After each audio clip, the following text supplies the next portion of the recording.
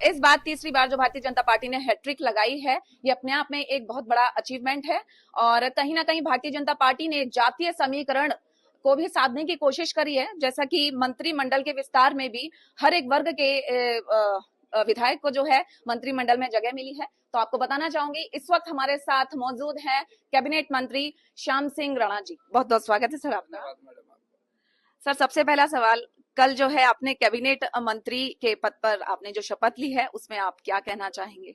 देखिए, प्रदेश में कल सीएम साहब की भी शपथ हुई है और प्रदेश चलाने के लिए एक टीम की जरूरत पड़ती है सीएम साहब को। कल उन्होंने अपनी टीम का भी चयन कर लिया। एक्चुअली सरकार टीम वर्क से ही चलती है, जिम्मेदारी सबकी बराबर रहती है। हर विधायक जो इसको जिम्मेदारी मिलेगी वो मुख्यमंत्री जी की जो सोच है उस पे चल के प्रदेश का काम आगे बढ़ाएंगे। सर, क्या प्लानिंग रहेगी प्रोटोकॉल के हिसाब से? जो आपके आने वाले जो फ्यूचरिस्टिक प्लान होंगे, उसमें सबसे पहले किस बात पर अमल दिया जाएगा? देखिए, सबसे पहले तो कल 24,000 बच्चों की जो घोषणा हो गई, जो इलेक्शन कमीशन की जो वजह से रुकी हुई थी, आचार-संहिता लागू हो गई थी ना, पहले घोषणा, अगर ये पहले घोषणा हो जाती 24,000 बच्चों की तो 5-4 सीटें और ज्यादा होती बढ़िया। और अब तो 48 आई, फिर 54 आ जाती, इतनी बढ़ जाती। मतलब आप इसमें बिल्कुल श्योर हैं कि अगर ये घोषणा थोड़ी देर पहले हो जाती तो इसमें आपको कहीं ना कहीं फायदा? हाँ, ये फायदा देखो, जिसके घर में ज्वाइनिंग लेटर जाएगा, क्या खुशी नहीं होगी?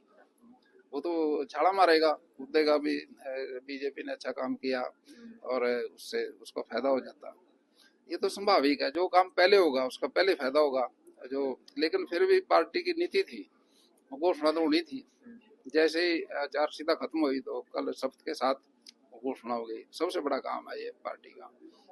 किसानों के लिए इस बार क्या अहम कदम हो सकता है? क्योंकि कहीं ना कहीं किसान जो है नाराज भी है, और जैसा कि क्योंकि हम लोगों ने ग्राउंड रिपोर्ट पर भी खबर करी है, तो कहीं ना कहीं वो एक छोटा सा वर्ग है जो कहीं ना कहीं भारतीय जनता पार्टी से नाराज है। सर, देखिए, किसान का जो खेती है ना, वो खुले आसमान के नीचे है। कभी बारिश से, कभी सूखे से, कहीं ना कहीं उसके दिक्कतें तो रहती हैं। प्रकृति से उसका सिस्टम चलता है।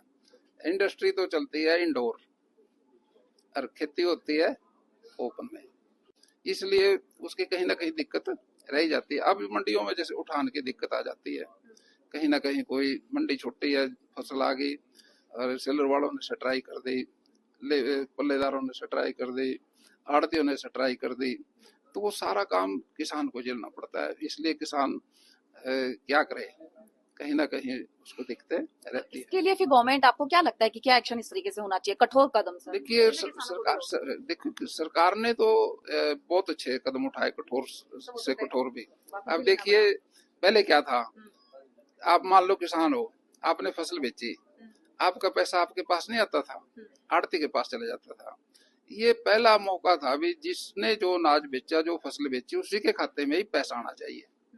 ये किसने किया? मनोहर लाल खट्टर जी ने। उस टाइम तो ये बात ऐसा लगता था जैसे गलत हुआ, लेकिन अब किसानों से पूछो तो कहते हैं मनोहर लाल जी ने कमाल कर दिया और हमारी फसल का पैसा हमारे ही अकाउंट में आता है और 3 दिन के बाद आ जाता है। बहुत अच्छी नीति है ये। सर, राजपूत समाज के इकलौते कैबिनेट मंत्री हैं, क्या कुछ कहना चाहेंगे सर इस बारे में? देखिए, हम 2 विधायक हैं, पहले भी ठाकुर वीर सिंह जी, रामपाल जी और भी बहुत नेता हुए हैं जिन्होंने सरकार की साथ मिलके प्रदेश का विकास किया। जातीय समीकरण तो रहेगा। महाभारत में भी एक बार प्रसंग आया था, एक जाति के लोग ज्यादा मारे गए, मुद्दा उठ गया। हमारा देश 36 बिरादरी से चलता है। ये बिरादरी का भी पार्टी ख्याल रखती है और समाज के हर व्यक्ति को जो अनुभव है, उस अनुभव से जितना फायदा हो सकता है सरकार में, पूरे प्रदेश में, ऐसा भी ख्याल रखा गया। बहुत बहुत शुक्रिया सर। तो ये थे हमारे साथ श्याम सिंह राणा जी, जिनका कहना है कि भारतीय जनता पार्टी ने सभी जाति वर्ग को समान जगह दी है और कहीं ना कहीं इसमें देश भी तरक्की करेगा, राज्य भी तरक्की करेगा। वीडियो जर्नलिस्ट राहुल के साथ में प्रियंका, देश न्यूज, चंडीगढ़।